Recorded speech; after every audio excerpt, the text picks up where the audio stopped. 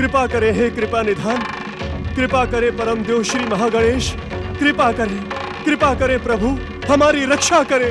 माता, परम देव श्री महागणेश तो घट घट का समाचार जानते हैं। वे ये भी जानते हैं कि तुम उनकी परम भक्तिन हो। वे तुम्हारा कष्ट क्षण मात्र में दूर कर देंगे। देवी अदिति, देवी अदिति, देवी अदिति, क्या आपने भी वही सुना जो मैं सुन रहा हूँ? देवी अदिति, मैंने अभी अभी मौतकट का स्वर सुना है। मेरे प्राणों की रक्षा के लिए? नहीं नहीं नहीं देवी अदिति, कश्यप ने जीवन भर सत्य का निष्ठा से पालन किया है। मुझे क्षमा कर दे स्वामी, मौतकट के चले जाने के कारण मैं विक्षिप्त हो गई हूँ। अपने बावलेपन में मैं आपसे वो सब कह गई जिसके विषय में सोचना भी पाप है। मुझे क्षमा कर दे स्वामी, क्षमा कर दे। देवी अदिति, हम आपकी मनोस्थिति को समझ सकते हैं। मौतकट जैसे पुत्र के बिना हम अपनी जीवन की कल्पना भी नहीं कर सकते। संभवतः मौतकट का स्वर सुनना मेरा ही भ्रम था। परम देव श्री महागणेश का भक्त कभी भी भ्रमित नहीं हो सकता।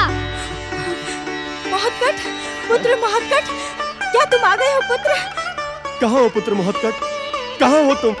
कहाँ हो तुम? उधर नहीं माता, इधर। इधर? इधर किधर? यहाँ माता, तुम्हारे समीप। मौतकट। प्रणाम माता श्री, प्रणाम पिताश्री।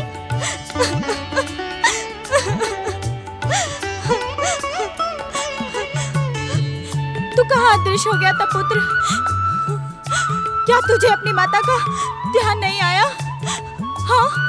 देवी अदिति, अब हमारा पुत्र हमारी प्रेम पुकार सुनकर वापस लौट आया है, तो पिछली बातें भूल जाइए। कैसे भूल जाऊं स्वामी?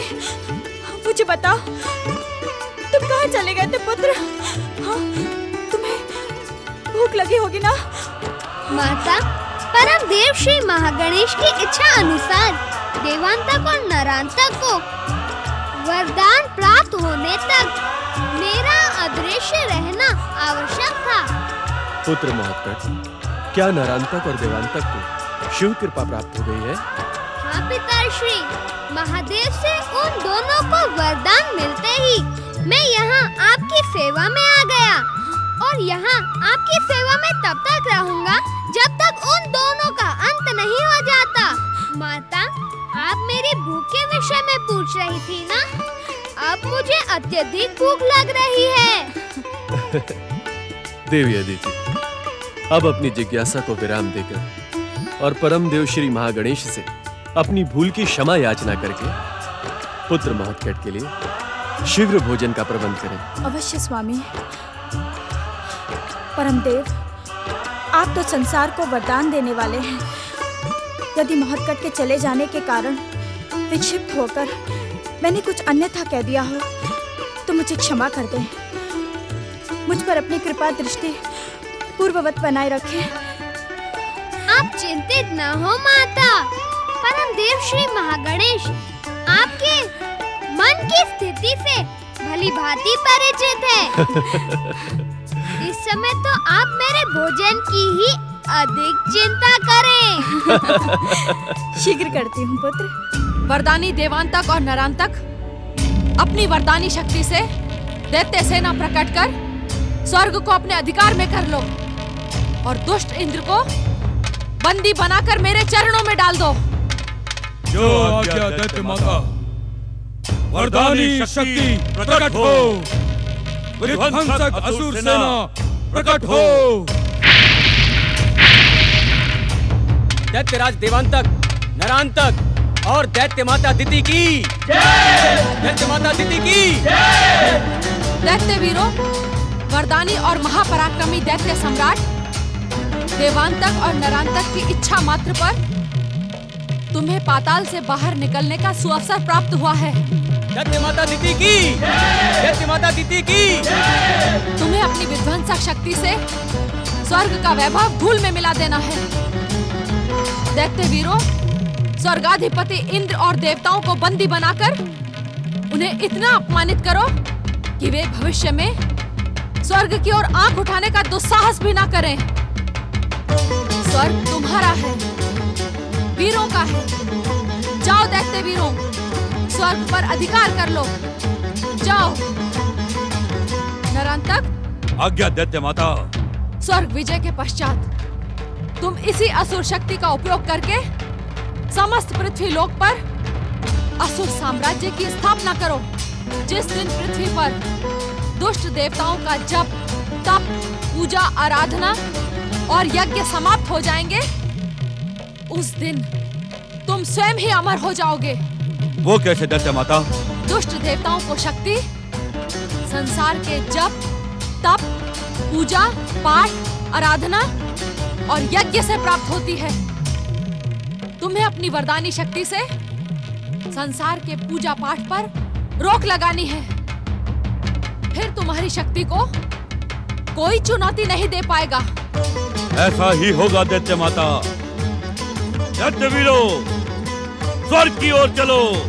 दैत्यराज देवांतक, नरांतक और दैत्य माता दिति की। गंधर्व, किन्नरों, विद्याधरों, लोकपाल और देखपालों के साथ सैन्य सहायता लेकर पवनदेव अभी तक लौटे क्यों नहीं? प्रणाम देवराज। आपकी आज्ञा का सम्मान करते हुए गंधर्वों, किन्नरों, विद्याधरों, लोकपाल और दिक्पालों ने अपनी अपनी सेना हमारी सहायता के लिए भेज दी है। अब हमारी विजय सुनिश्चित है।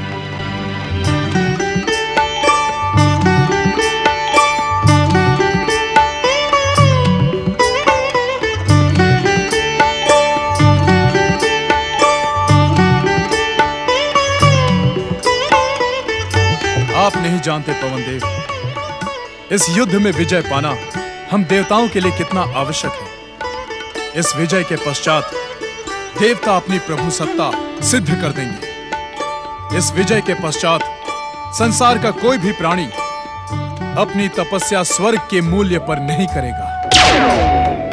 सावधान देवराजेंद्र, अपने अहंकार में आप संसार की जिन महान शुभ शक्तियों का अपमान करने जा रहे हैं, इसका परिणाम आपके हित में नहीं होगा। हर परिणाम को अपने हित में करने के लिए हमने युद्ध की रूपरेखा बनाई है देवगुरु। हमें किसी भी मूल्य पर इस युद्ध में विजयी होना ही है। भगवान शिव से वरदान प्राप्त देवांतक और नरांतक को पराजित करना आपके लिए संभव नहीं है देवराजेंद्र। उचित यही होगा कि इससे पहले दैत्य सेना के सामने आपका अपमान हो जाए, आप सब यहाँ से अदृश्य हो जाएं। भीरुता और कायरता आप जैसे ऋषि मुनियों पर ही भली लगती है। हमें तो अपने पुरुषार्थ के बल पर युद्ध को विजय करना आता है। आप भयानक भूल कर रहे हैं देवराजेंद्र। आपकी इस भूल का मूल्य देवसेना के अनेक सैनिकों को अपने प्राण देकर चुकाना होगा। अभी भी समय है। इस रक्तपात और हिंसा को यही त्याग दें, यही उचित होगा। अग्निदेव। आज्ञा देवराज। आपने हमारा संदेश देवगुरु को नहीं दिया था? मुझे आपका संदेश मिल चुका है, परंतु प्रत्यक्ष या अप्रत्यक्ष किसी भी रूप में इस युद्ध में मैं आपकी सहायता नहीं करूंगा।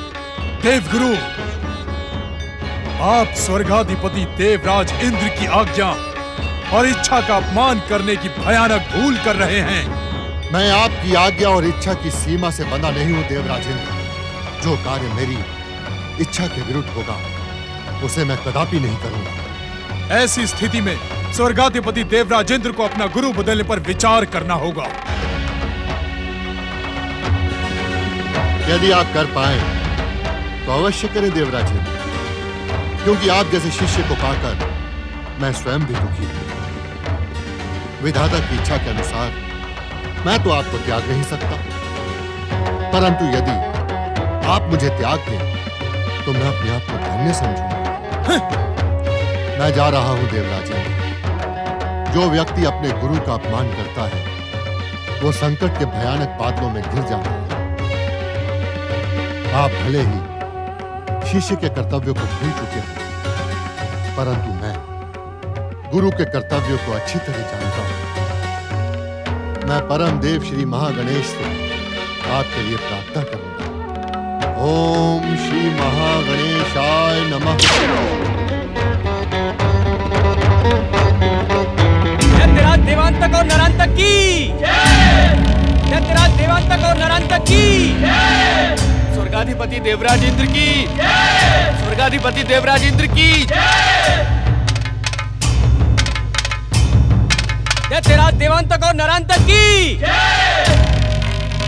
देवांतक नरांतक, यदि जीवित रहना चाहते हो तो पाताल लौट जाओ। अपनी मूर्खता का प्रदर्शन ना करो। स्वर्ग पर आक्रमण का दुस्साहस किया तो देवों और नरों का अंत करने से पहले स्वयं ही यमराज का निवाला बन जाओगे। मूढ़ बुद्धि इंद्र, क्या तू नहीं जानता कि देवांतक और नरांतक ने देवताओं और नरों का अंत करने के लिए ही जन्म लिया है? तू क्या करेगा इंद्र?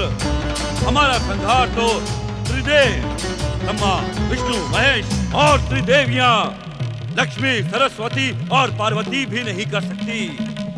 जो काम कोई नहीं कर सकता वो आज स्वर्गाधिपति देवराज इंद्र कर दिखाएगा। आज मेरे हाथों तुम्हारी ऐसी मृत्यु होगी कि सारा संसार स्तब्ध रह जाएगा।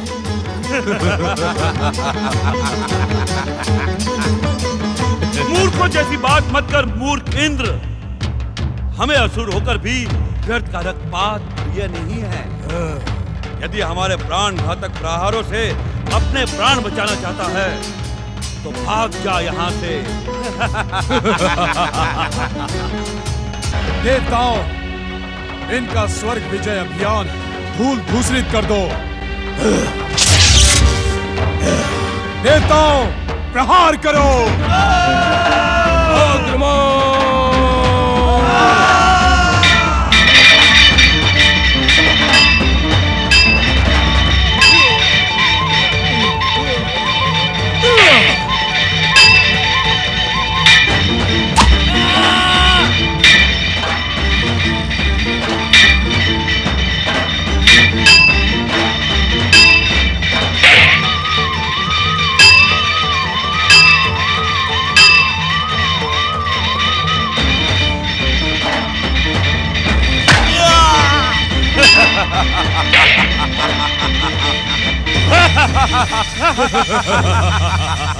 अब मेरा वज्र प्रहार तुम दोनों दुष्टों को समाप्त कर देगा।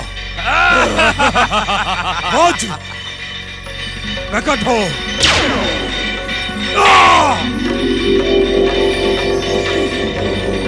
नमः शिवाय।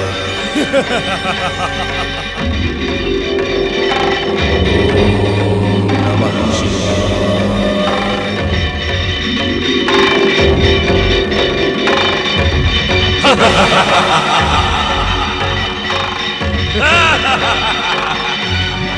नागपाश प्रकट हो।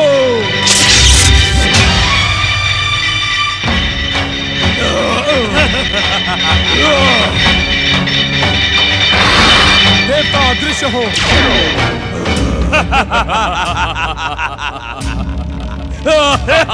दैत्यराज देवांतक और नरांतक की दैत्यराज देवांतक और नरांतक की दैत्यराज देवांतक और नरांतक की। भैया देवांतक, कायर और भीरू देवता तो भाग खड़े हुए।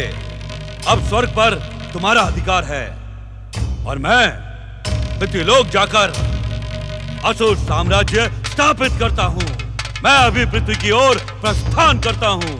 भैया नरांतक, मैं भी तुम्हारे साथ पृथ्वीलोक चलता हूँ। नहीं भैया देवांतक, तुम्हारी आवश्यकता नहीं पड़ेगी। जन्म, जरा और मृत्यु से घिरे पृथ्वीवासी तो हमारा नाम सुनते ही घुटने टेक देंगे। भैया नरांतक, दैत्य माता से कह देना कि हमने स्वर्गलोक पर विजय प्राप्त कर ली है। अवश्य। पृथ्वीलोक पर विजय प्राप्त करते ही हमें समाचार देना। अवश्य भैया।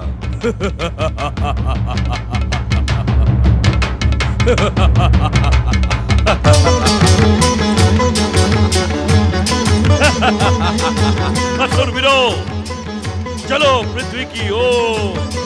गजानन, मैं जानता था गजानन, तुम्हारा छुपना भी अद्भुत होगा। कभी तुम छुप जाते हो तो कभी अदृश्य हो जाते हो, कभी तो सामने रहकर भी नहीं दिखाई देते हो। अब तुम प्रकट हो जाओ, मुझे तुमसे एक आवश्यक प्रश्न पूछना है। पूछो भैया, तुम्हें उत्तर मिल जाएगा। पहले सामने आओ एक दंत, तभी पूछूंगा। ओम नमः शिवाय, ओम नमः षडमुखाय। भैया, तुम्हारे प्रश्न का उत्तर देने के लिए तुम्हारा मयूर श्री शैल पर्वत से यहाँ आ पहुँचा है। प्रणाम स्वामी कुमार कार्तिकेय। मयूराज, मैं मयूरेश्वर गणेश नहीं हूँ। क्या इसीलिए तुम मुझे देखकर भी नहीं देख रहे हो? ओम गौरी पुत्राय नमः, ओम महागणेशाय नमः। श्री गणेश, मैं अपने स्वामी कुमार कार्तिकेय के लिए महर्षि अगस्त्य का संदेश लेकर आया हूँ। कैसा संदेश मयूरराज? वही संदेश भैया जो आपके मन में प्रश्न बनकर उमड़ रहा था। आप मुझसे पूछ रहे थे ना कि श्री शैल पर्वत में महर्षि अगस्त्य तुम्हारा स्मरण कर रहे होंगे। क्या उनके बुलाए बिना ही तुम्हें वहाँ नहीं पहुँच जाना चाहिए? तुम मेरे मन की बात कैसे जानते हो दयावंत? स्वामी, गौरी पुत्र श्री गणेश भी तो मयूरेश्वर श्री गणेश के समान श्री महागणेश के अवतार हैं। यह तो हर मन की बात जानते हैं। मैं तो तुम्हारे मन की बात भी जानता हूँ मयूरराज। तुम इस समय यही सोच रहे हो ना कि इन दोनों भाइयों को अलग अलग करना क्या उचित होगा? क्या तुम्हारे स्वामी श्री शैल पर्वत पहुंचकर मेरे वियोग में दुखी नहीं होंगे? क्या उनका मन वहाँ लगेगा? गजानन, केवल मयूरराज ही नहीं, इस समय मैं भी यही सोच रहा हूँ। परंतु गुरुदेव की आज्ञा का पालन तो करना ही होगा। अब शीघ्रता करें स्वामी, मुझ पर आरूढ़ होकर श्री शैल चलें, अन्यथा भावना में बहकर आप यहीं रह जाएंगे और गुरुदेव आपकी प्रतीक्षा करते रहेंगे। बड़े भैया, मयूरराज आपको कर्तव्य विमुख करना चाहते हैं। इनकी बातों में न आना। मैं कुछ समझा नहीं गजानन। माताश्री और पिताश्री से आज्ञा लिए बिना ही यहाँ से चले जाना क्या उचित होगा? यदि वे मुझसे तुम्हारे लिए पूछेंगे तो मैं क्या उत्तर दूंगा? मयूरराज, अब आप प्रस्थान करें और श्रीशैल पर्वत पहुंचकर गुरुदेव को मेरे आने की सूचना दे। मैं माताश्री और पिताश्री की आज्ञा लेकर गुरुदेव की सेवा में पहुंचता हूँ। जो आज्ञा स्वामी। चलो समाधि स्थल चलते हैं।